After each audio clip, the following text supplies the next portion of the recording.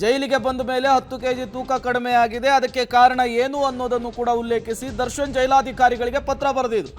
ಜೈಲಿನಲ್ಲಿರುವಂತಹ ಎಲ್ಲ ಆರೋಪಿಗಳು ಒಂದೇ, ಬಡವ ಶ್ರೀಮಂತ ಆರೋಪಿ ಅಂಥೇಳಿ ಎಲ್ಲೂ ಕೂಡ ಕನ್ಸಿಡರ್ ಮಾಡಲ್ಲ.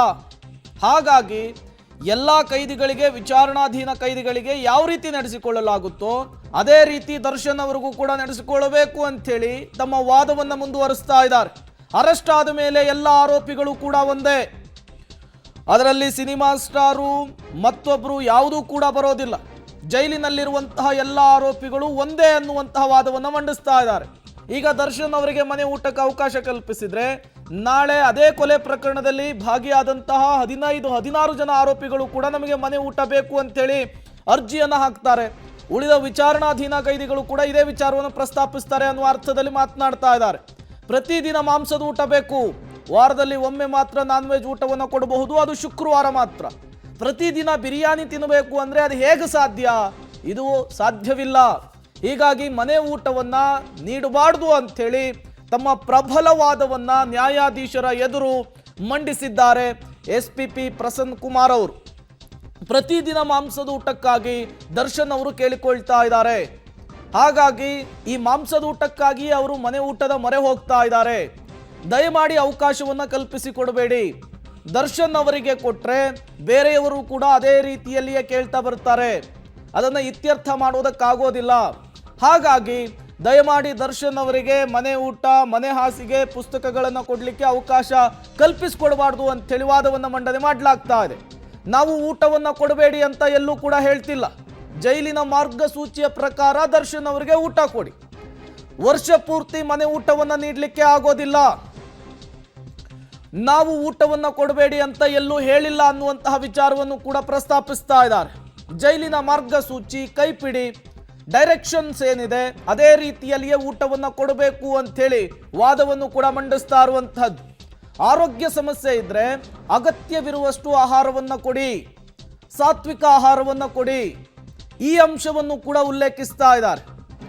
ಜೈಲಿನ ಮಾರ್ಗಸೂಚಿಯ ಪ್ರಕಾರವೇ ದರ್ಶನ್ ಅವರಿಗೆ ಊಟವನ್ನು ಕೊಡಬೇಕು.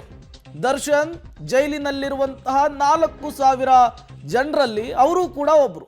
ಅವರನ್ನ ಪ್ರತ್ಯೇಕಿಸುವಂತಹ ಅವಶ್ಯಕತೆ ಇಲ್ಲ. ಅವರು ಜೈಲಿನಿಂದ ಹೊರಗೆ ನಟ, ಜೈಲಿನ ಒಳಗೆ ವಿಚಾರಣಾಧೀನ ಕೈದಿ. ಎಲ್ಲರನ್ನು ಹೇಗೆ ಟ್ರೀಟ್ ಮಾಡಲಾಗ್ತಾ ಇದೆಯೋ ದರ್ಶನ್ ಅವರನ್ನು ಕೂಡ ಹಾಗೆ ಟ್ರೀಟ್ ಮಾಡಬೇಕು ಅಂತೇಳಿ ವಾದವನ್ನು ಮಂಡಿಸಿದ್ದಾರೆ SPP.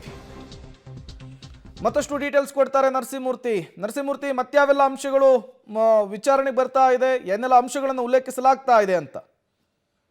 ಪ್ರೇಮ್, SPP ಪ್ರಸನ್ನ ಕುಮಾರ್ ಅವರ ಪ್ರತಿವಾದದಲ್ಲಿ ಒಂದಷ್ಟು ಅಂಶಗಳನ್ನ ಉಲ್ಲೇಖ ಮಾಡ್ತಿದ್ದಾರೆ.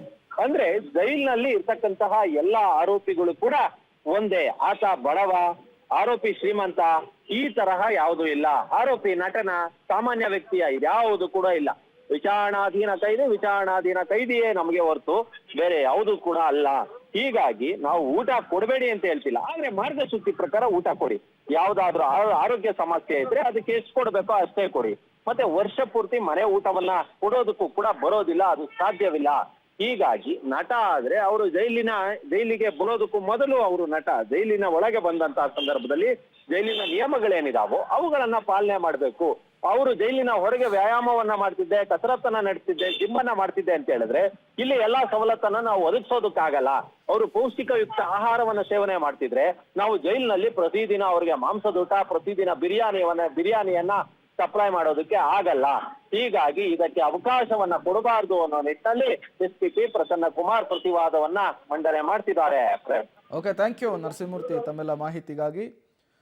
ಮನೆಗೂ ಜೈಲಿಗೂ ಡಿಫ್ರೆನ್ಸ್ ಇದೆ ಅನ್ನೋದನ್ನು ಕೂಡ ನ್ಯಾಯಾಧೀಶರ ಎದುರು ವಾದದ ಮೂಲಕ ಮಂಡಿಸ್ತಾ ಇರುವಂಥದ್ದು. ಮನೆ ಊಟ ಸಪ್ಲೈ ಆಗಿದ್ದೆ ಆದರೆ ದರ್ಶನ್ ಅವರಿಗೆ ಮನೆಯಲ್ಲಿರೋದಕ್ಕೂ ಜೈಲಿನಲ್ಲಿರೋದಕ್ಕೂ ವ್ಯತ್ಯಾಸ ಗೊತ್ತಾಗೋದಿಲ್ಲ. ದರ್ಶನ್ ಅವರಿಗೆ ಮನೆ ಊಟ ಕೊಟ್ಟಿದ್ದೆ ಆದರೆ 4,000 ಕೈದಿಗಳು ಕೂಡ ಮನೆ ಊಟ ಬೇಕು ಅಂತೇಳಿ ಅರ್ಜಿ ಹಾಕ್ತಾರೆ. ಅವಾಗೇನು ಮಾಡ್ತೀರಿ ಅಂತೇಳಿ ವಾದವನ್ನು ಮಂಡಿಸ್ತಾ ಇರುವಂಥದ್ದು. ವಾದ ಪ್ರತಿವಾದವನ್ನು ಆಲಿಸಿ ಇವತ್ತೇನೆ ಬಹುತೇಕ ಒಂದು ಆದೇಶ ಹೊರಬೀಳುವಂತಹ ಸಾಧ್ಯತೆ ಇದೆ. ಆ ಆದೇಶ ದರ್ಶನ್ ಅವರಿಗೆ ಗುಡ್ ನ್ಯೂಸ್ ಕೊಡುತ್ತಾ ಅಥವಾ ಮನೆ ಊಟದ ನಿರೀಕ್ಷೆಯಲ್ಲಿರುವಂತಹ ದರ್ಶನ್ಗೆ ಮತ್ತೊಮ್ಮೆ ನಿರಾಸೆಯನ್ನು ಉಂಟು ಮಾಡುತ್ತಾ ಅನ್ನೋದು ಕೆಲವೇ ಕ್ಷಣಗಳಲ್ಲಿ ಗೊತ್ತಾಗುತ್ತೆ.